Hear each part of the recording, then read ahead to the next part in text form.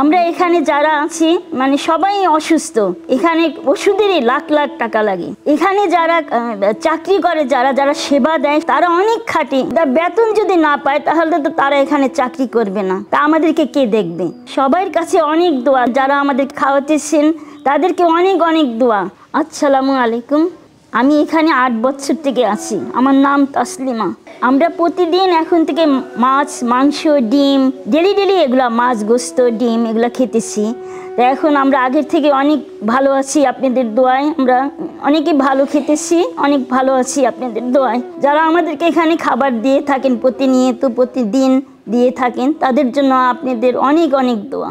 দেশের বাহিরে যারা থাকে তারা আমাদের জন্য, বিদেশি লোকেরা অনেক অনেক সাহায্য করতেছে, অনেক সাহায্য করে তারা, তাদের জন্য আমাদের অনেক অনেক অনেক দোয়া। আমরা এখানে যারা আছি মানে সবাই অসুস্থ, এখানে ওষুধেরই লাখ লাখ টাকা লাগে। মানে সবাই অসুস্থ, তাদের জন্য মানে সবারই লাখ লাখ টাকা, ওষুধই লাখ লাখ টাকা লাগে আমাদের।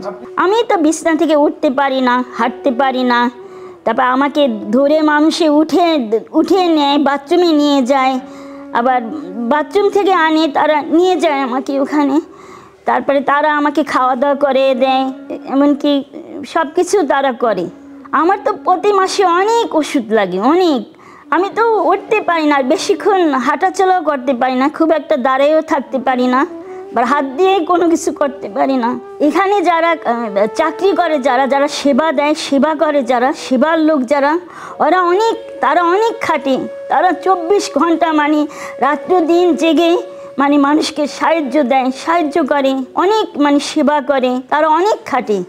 মানে তারা নাইট ডিউটি পর্যন্ত করে।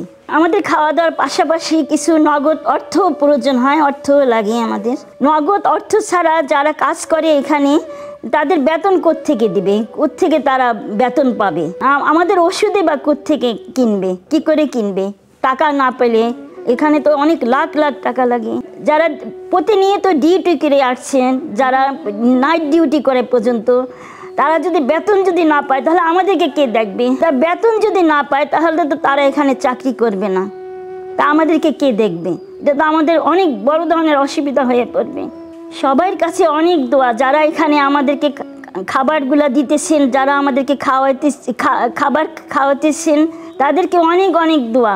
সবাইকে অনুরোধ করব, আপনারা যেন এখানে দান করেন, যারা সবাই জানি দান করেন, জানি এখানে জানি প্রতিষ্ঠানটা জানি ভালোভাবে চলতে পারে, আমরা জানি ভালোভাবে থাকতে পারি। আপনারা যদি সেই সাহায্য করেন, সেই ব্যবস্থা করেন, তাহলে আমরা খুব ভালোভাবে থাকতে পারবো, খুব ভালোভাবে বাঁচতে পারবো। উপরে তো আল্লাহ, আর এই প্রতিষ্ঠানের লোক ছাড়া আর আপনারা ছাড়া তো আমাদের আর কেউ নাই। আমরা তো অসহায়। আপনারা যদি আমাদের মুখের দিকে একটু তাকান তাহলে আমরা সেই জীবনটা ভালোভাবে চালাতে পারি।